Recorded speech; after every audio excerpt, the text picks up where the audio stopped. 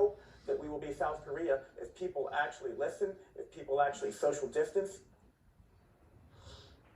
Now, in South Korea, there has been aggressive testing, strong social distancing, and they are now seeing a dramatic drop in the number of new cases every day. But it did take some time, and there's also a limit here to just how much the government can do. As the Surgeon General pointed out this morning, we are not an authoritarian nation.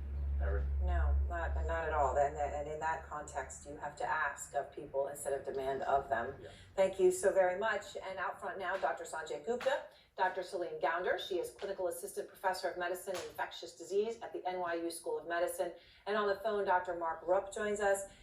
He's been with us many times on this program as we've covered this crisis. He's the Infection Control Chief at the University of Nebraska Medical Center, and he has been overseeing treatment for coronavirus patients. Sanjay, let me start with you.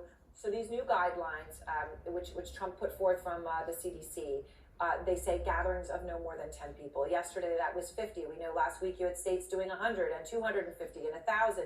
It has dramatically come down and now down to 10. What does the fact that this is changing so quickly say to you? Well, it says two things. I think, first of all, these are somewhat arbitrary numbers, obviously. You know, there's no magic number in terms of size of gathering, although one could argue that there really just shouldn't be gatherings. I mean, you know, social distance means social distance, and, you know, no gathering probably is going to meet that requirement.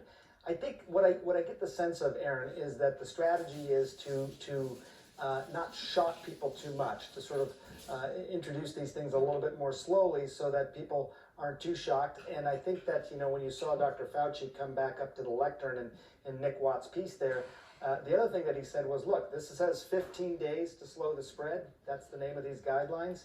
In 2 weeks, they may reassess, and I think he's sort of bracing us for that. And at that point of reassessment, it might be more stringent, you know, that we're going to hear. So I think it's a little bit of a slow roll, Erin. And so, Dr. Gounder, the president predicted the pandemic itself, right, the overall pandemic, however many waves you have of patients, could end in the United States this summer, July or August. Let me just play that part again. They think August, could be July, could be longer than that, but I've asked that question many, many times. So first of all, Dr. Gounder, what do you make of that? That this could, and he's making, obviously Dr. Fauci made it clear that that is not referring to the emergency measures themselves, which could, you know, be alleviated or tightened or whatever it may be. But the pandemic itself over by this summer? That seems rather optimistic. I don't think anybody can really make projections about how long this pandemic will last at this point. We still don't have data out of Africa really and parts of South Asia that, you know, probably do have transmission, and so that's also part of, you know, how we think about, is this a pandemic or not? I do think Surgeon General Adams made some very good points, though. You know, we're at this sort of decision point, tipping point, where we could be South Korea and we could be Italy, and so the next couple of weeks are really going to be crucial for determining that trajectory for the U.S. itself.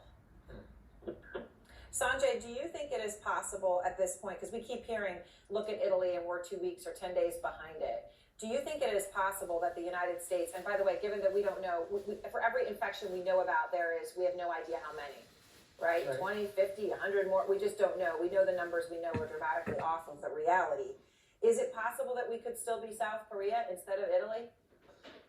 Yeah, I guess it's possible. I'm worried. I'm hopeful, but I'm worried because I think that, you know, South Korea, while the next 2 weeks are very important, as Dr. Gounder said, I mean, they were doing things, you know, before we were doing things. The testing we've talked about so much. I think most people are sick of hearing about it by this point. But, you know, having that surveillance early on in South Korea, I think, helped dictate some of their strategies, and they did those things earlier.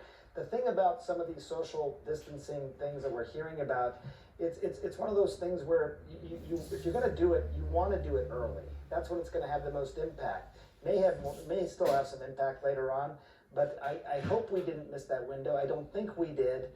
So yeah, I think we could be South Korea still, but I'm not sure. We lost some time here, Erin.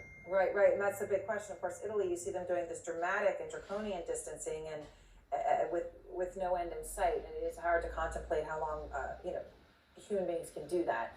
Dr. Rupp, the CDC announced today that there is a vaccine in phase 1, which is obviously the first of several phases required to put something in a human body, no matter how desperately you want to try it.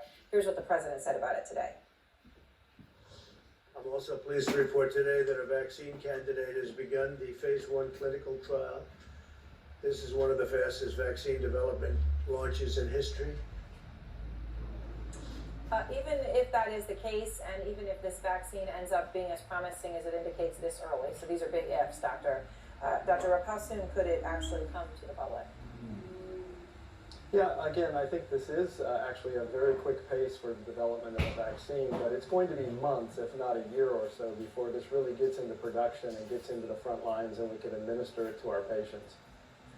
So, Dr. Rupp, let me ask you another question about the primaries tomorrow, because you're dealing with this, on the front line, which we're going to talk more about later in the program. But you've got Ohio, Kentucky, Louisiana, Georgia postponing their primaries, but Arizona, Florida, and Illinois have not followed suit. From where you sit, seeing people starting to come into your hospital, do you think that voting in any way in person is appropriate tomorrow? Well, I think it's important that we really do emphasize the importance of the social distancing, and we may be able to achieve that in certain situations, again, trying to keep that spatial 5 to 6 feet difference between people, so that somebody who goes to the polls potentially could be standing a couple of meters or 6 feet from the person in front of them. There are some ways you could potentially achieve this. Overall, clearly, we need to be doing more electronic means of voting, more absentee voting. There are better ways of doing this. Sanjay? Look, I think people are going to be scared to vote right now, given all these guidelines that are coming out. So, you may have people who, you may just have lower numbers as a result. So you obviously don't want that. There are older people who oftentimes